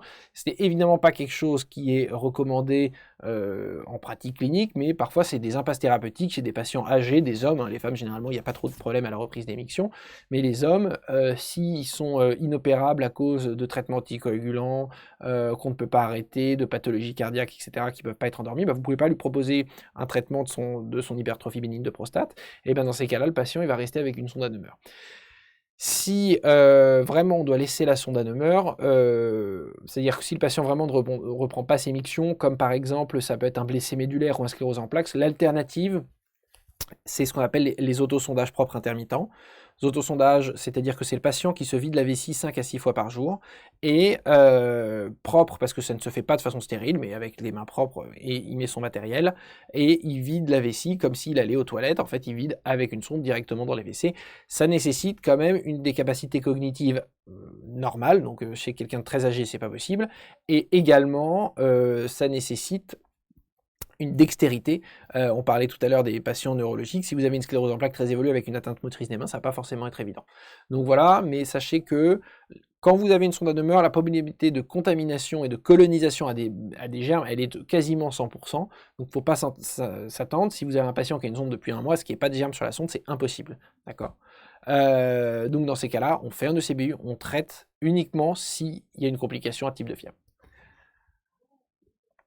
Alors, qu'est-ce qu'il y a? Quelle petite question avant de conclure?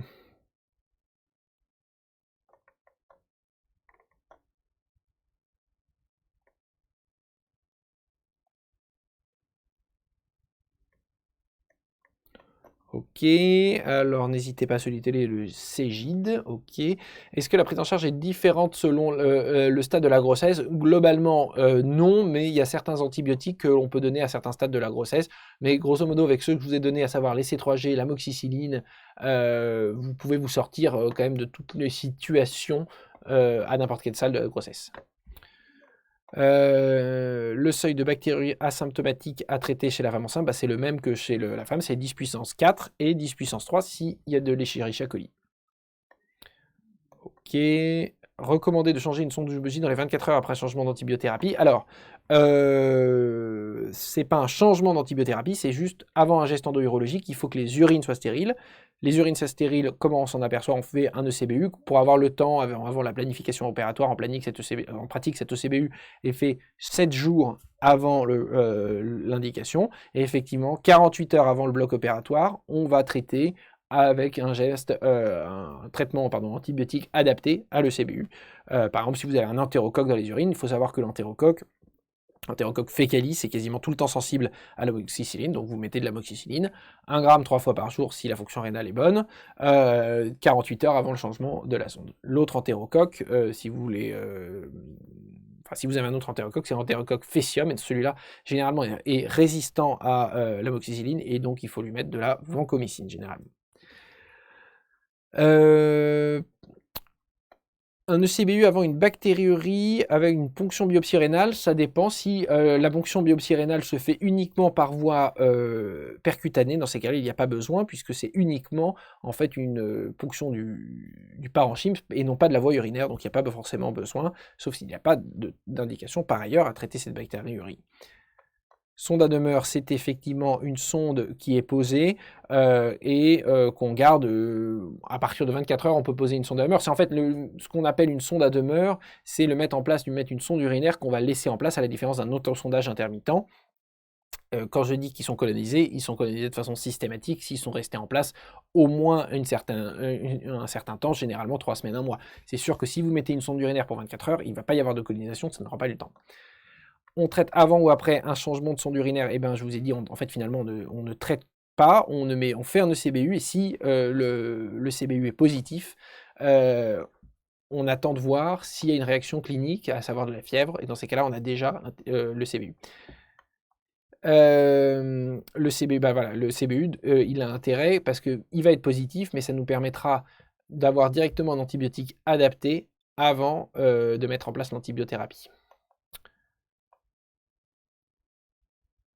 Alors, dans plusieurs ouvrages, les indications restées chez femmes enceintes doivent évoquer le diabète en première intention. Pourquoi? Je pense que c'est... il peut y avoir un diabète gestationnel et on sait que le diabète favorise les infections urinaires, donc c'est peut-être ça qu'il voulait dire et qu'effectivement, si vous avez des germes, toujours pensez, mais de toutes les façons, dans la bandelette urinaire, vous avez la recherche de la glycosurie qui fait partie de la bandelette urinaire mensuelle de la femme enceinte. Ok, un rappel sur les gestes nécessitant une antibioprophylaxie. Alors, en fait, il y a une antibioprophylaxie à partir du moment où vous allez travailler dans les urines, d'accord?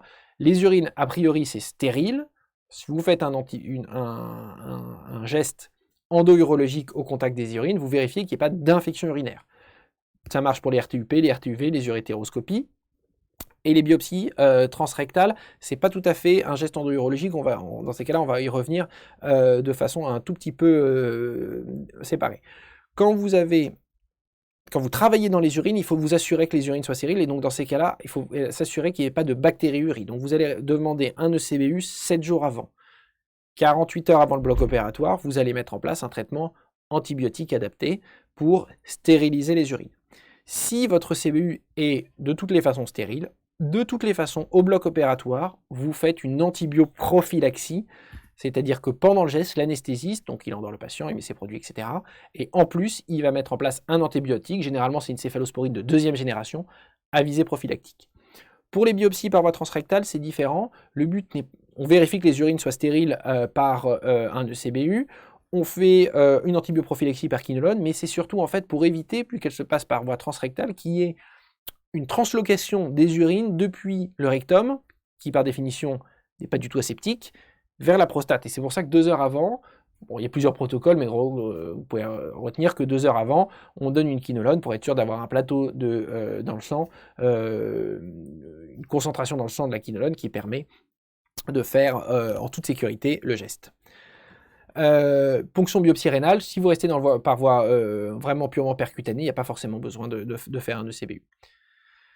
Les leucocyturies aseptiques, et ben en fait, ce sont toutes donc ça peut être cystite interstitielle, ça peut être cystite médicamenteuse, ça peut être bon, il y a plein de causes qui peuvent donner une inflammation de vessie. Si vous avez un calcul de vessie, ben, il va y avoir une réaction inflammatoire, leucocyte. Si vous avez une sonde double J dans la vessie, réaction inflammatoire, leucocyte. Donc je dirais que c'est corps étranger et médicaments, et on va dire entre guillemets idiopathiques, comme par exemple la cystite interstitielle. Alors, quels sont les facteurs le passage asymptomatique à l'infection? C'est la manipulation des urines, d'accord? C'est pour ça qu'avant tout geste endo-urologique, si vous avez une bactériurie asymptomatique, vous allez la traiter, parce que le fait de faire par exemple une résection transurétrale de prostate, vous allez mobiliser des germes qui ne vont pas être dans le sens naturel, c'est-à-dire qu'on rentre par voie rétrograde, dans l'autre sens de l'écoulement des urines, les urines vont stagner, etc., au contact par exemple de la prostate si c'est un homme, et ben dans ces cas-là, vous allez faire une prostatite expérimentale. Pareil, une urétéroscopie, vous faites une urétéroscopie par exemple chez une femme pour un calcul, si vous avez des urines infectées, pendant 1h30, vous allez mettre ces mêmes urines avec des germes sous tension, vous faites une pyélonéphrite expérimentale, d'accord? Sinon, les risques d'infection peuvent être liés effectivement aussi, sinon chez la femme enceinte, qui est quasiment le seul cas vraiment où on va traiter la bactérie asymptomatique. Comment faire le prélèvement sur sonde? Ben, sur la sonde, vous pouvez clamper la sonde quelque temps, et surtout vous avez au niveau du collecteur d'urine une petite pastille bleue, et bien celle-là vous pouvez rentrer à l'intérieur l'embout d'une seringue, et vous pouvez récolter directement les urines. Leucocyturie symptomatique chez la femme enceinte, comment on traite l'ABU? Non, il n'y a pas de leucocyturie asymptomatique chez la femme enceinte. Pourquoi faire un ECBU si pas de traitement pour les porteurs de sonde à demeure? C'est uniquement en prévision de si le patient fait une infection urinaire. Vous prélevez le CBU, vous changez la sonde, le patient rentre chez lui. Tout va bien, vous jetez le CBU à la poubelle. Il vous rappelle et il vous dit j'ai 39 parce qu'on a manipulé les urines, on est passé du stade de colonisation à infection. Vous dites attendez, je dois avoir le résultat de votre CBU. Ah oui, bah dans vos urines, il y avait un entérocoque, je vais vous mettre sous amoxicilline parce que c'est sensible. Le but est de gagner un peu de temps. Alors, pouvez-vous faire refaire une atteinte sur... Donc le parenchyme, c'est, on va dire, le cœur de l'organe, et il y a certains organes qui ont un parenchyme, le foie, le rein, les testicules, la prostate.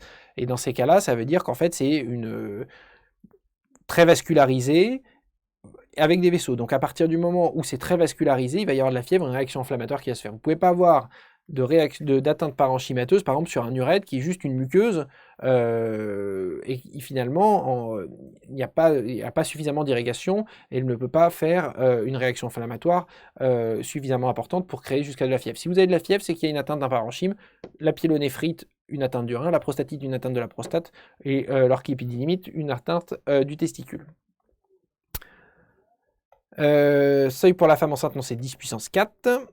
Continuatir, c'est un patient qui porte une sonde à demeure et qui fait des infections à répétition à entérobactéries. C'est une bonne question. Dans ces cas-là, c'est un des problèmes de la sonde à demeure, c'est que ça favorise l'infection. Donc il faudra voir s'il ne faut pas changer un peu plus tôt la sonde à demeure, s'il est toutes les 6 semaines, revenir à 4 semaines, ou mettre en place une antibioprophylaxie. Là, c'est vraiment du cas par cas. Ok, donc je pense qu'on a répondu aux questions. Donc je vous propose, là c'est la fin, de refaire un petit tour donc, sur les messages importants. Bien distinguer les infections urinaires fébriles, pyélonéphrite, prostatite, des infections urinaires non fébriles, cystite et urétrite, atteinte parenchymateuse, atteinte vésico-urétrale pure. Il y a toujours une atteinte vésico-urétrale effectivement dans la pyélonéphrite et la prostatite aussi. Vous traitez en probabiliste la plupart du temps quand il y a une infection urinaire fébrile par des C3G si vous êtes en hospitalisation, une quinolone en ambulatoire, puis vous adaptez à l'antibiogramme, toujours, ça c'est un principe de base en infectiologie, vous prélevez et ensuite vous traitez. Les antibiotiques qu'on utilise volontiers en urologie, l'amoxicilline, le Bactrim, les quinolones. Vous hospitalisez la patiente ou le patient, si c'est une infection urinaire grave, sepsis sévère, drainage chirurgical. S'il y a un problème d'observance, patient, contexte social compliqué ou de tolérance, vomissement incoercible. S'il y a une rétention aiguë d'urine chez l'homme, c'est toujours une hospitalisation également. Et si vous avez un patient immunodéprimé, mise en place dans le traitement immunodépresseur. Alors le diabète bien équilibré n'est pas considéré comme une immunodépression, d'accord? Un patient diabétique qui prend bien son traitement, qui est normal, il n'est pas considéré comme une immunodéprimé. Le diabétique déséquilibré, le patient qui est sous corticoïdes, traitement immunosuppresseur, etc. Et la durée du traitement, en gros, c'est 14 jours pour tout le monde. Vous revenez à 7 jours, c'est la pyélonéphrite aiguë de la femme jeune sans antécédent, qui est traitée par fluoroquinolone. C'est le seul cas où finalement vous pouvez réduire le traitement à 7 jours. Et dans certains cas particuliers, la prostatite de l'homme avec éventuellement un abcès, le patient immunodéprimé, etc., vous traitez à 21 jours. D'accord ? Voilà, je vous remercie pour ce live, j'espère que ça vous a plu et je suis encore à votre disposition pour répondre aux questions.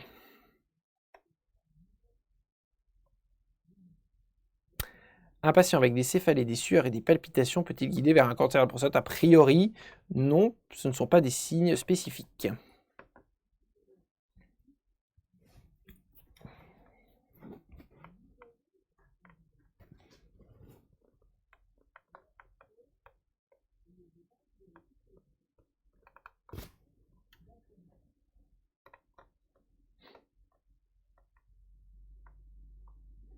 Je vous remercie pour vos commentaires.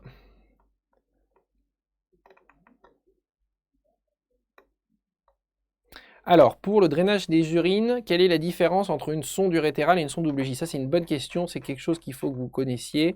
Et donc, je vais vous remettre sur le sujet. En fait, quand vous allez drainer les urines, vous avez deux grandes catégories. Soit c'est par voie endo-urologique, et dans ces cas-là, vous avez deux moyens de drainage, soit par sonde, ce qu'on appelle double J, parce que ça fait un J en haut, un J en bas, et en fait c'est une sonde qui est interne, qui va du rein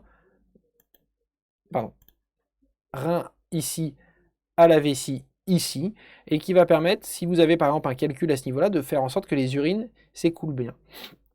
Dans certains cas, donc ça c'est une endoprothèse urétérale ou une sonde double J endoprothèse urétérale. Dans certains cas, vous pouvez mettre en place une sonde urétérale. C'est une sonde qui est dans l'urtère, qui va directement du rein et qui sort à travers l'urètre, donc qui sort à l'extérieur du patient.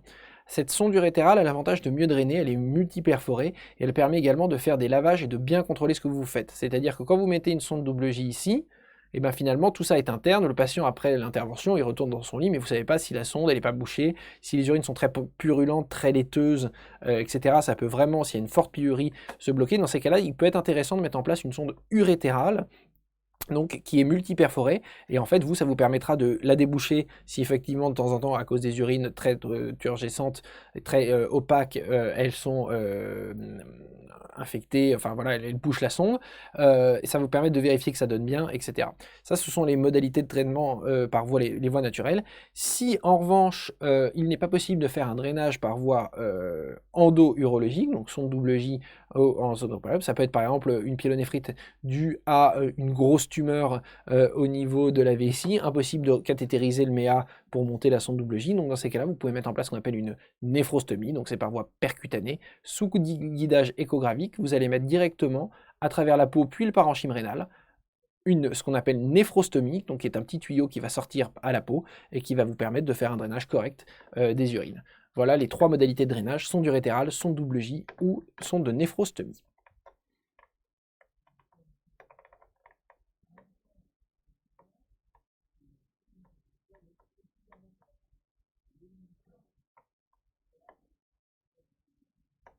Je vous remercie pour vos commentaires. Il nous reste encore 5 minutes si vous voulez poser vos dernières questions.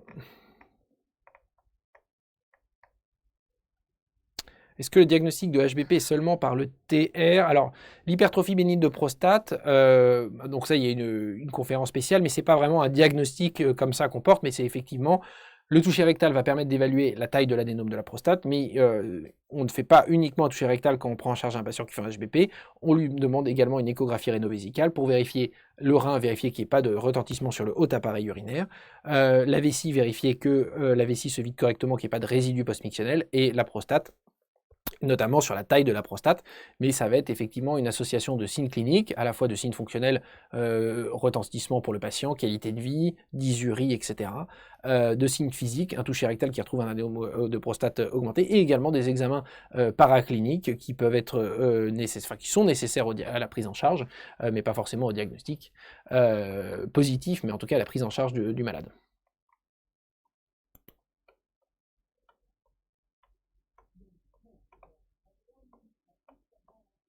Cystocathéter se met quand? Quelle indication? Je pense que cystocathéter, vous parlez, en fait, c'est la même chose qu'un cathéter suspubien, hein, donc ça se met quand il y a une rétention aiguë d'urine et qu'il y a une contre-indication au sondage urétral. Quand vous avez une rétention, comme on l'a vu tout à l'heure dans la conf, vous avez soit le drainage par voie urétrale, sonde urétrale, soit par cathéter suspubien, et donc si vous avez une notion de traumatisme par le bassin, contre-indication à la mise en place d'une sonde urétrale, pardon, ou bien en cas de prostatite pour éviter une décharge bactérienne importante. Y a-t-il des réduire pour réduire les temps des ECBU, sous-entendu éviter le traitement à large spectre en l'absence d'antibiogramme? Non, parce que de toutes les façons, un ECBU se définit par sa culture positive à 24 heures. Il peut y avoir effectivement après les techniques de PCR pour mettre en place les antibiotiques qui sont plus rapides, mais à ma connaissance, à partir du moment où on parle de culture, il faut toujours attendre au moins 48 heures. Qu'est-ce qui nous ferait penser en faveur de la sonde double J ou la sonde urétérale? Avantage de la sonde double J, endoprothèse, donc tout reste à l'intérieur, il n'y a pas besoin, le patient peut sortir sans tuyau, etc. Quand vous avez une sonde urétérale, ça se fait forcément après en hospitalisation, tant qu'il y a la sonde, parce que le malade, il a une sonde qui sort par l'urètre, mais qui n'est pas une sonde qui sort de l'urètre à la vessie, qui est vraiment une sonde qui va de son urètre, qui va directement dans le rein. Il est la plupart du temps alité, donc c'est vraiment, la sonde urétérale, c'est un drainage transitoire de quelques jours, et généralement, je vous dis, c'est quand les urines sont très très troubles et qu'il y a un sepsis sévère associé, parce que ça draine mieux, ça évite que ça se bouge. Donc effectivement, pyélonéphrite aiguë sur obstacle, par exemple sur un calcul, état de choc, parce que ça peut arriver que les patients arrivent en état de choc pour une infection urinaire sur obstacle, vaut mieux mettre une sonde urétérale, éliminer tout le pus, laisser l'antibiotique et l'état de choc passer, et 2-3 jours après, vous allez changer cette sonde urétérale en sonde double J.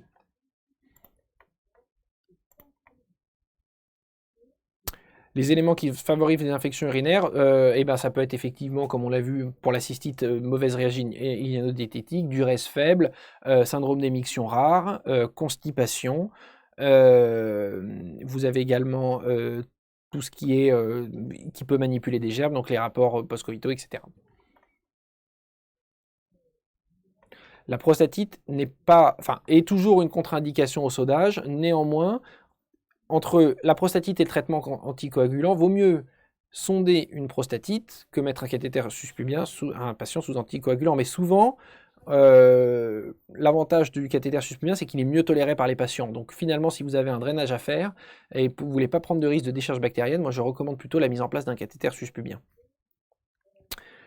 La taille du calcul à laquelle il faut faire une lithotricie extracorporelle. Donc tous les calculs dans l'urtère doivent être traités et dans le rein, le cut-off est fixé à plus de 6 mm. Pour la lithotricie extracorporelle, ils sont efficaces grosso modo jusqu'à 1 cm, mais il peut être recommandé de le faire jusqu'à 2 cm.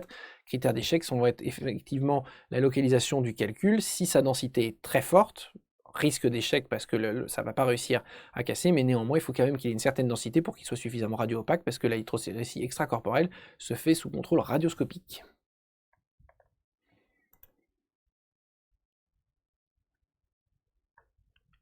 Voilà, s'il n'y a plus d'autres questions, je vous propose de clôturer le live.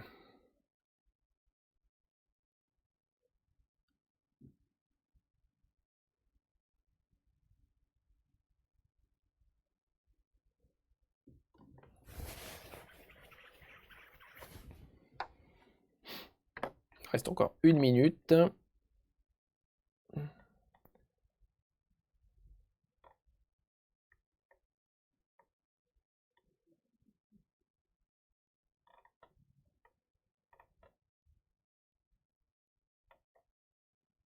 Parfait, et bien sur ce, je vous souhaite une bonne soirée et un bon appétit, et à bientôt.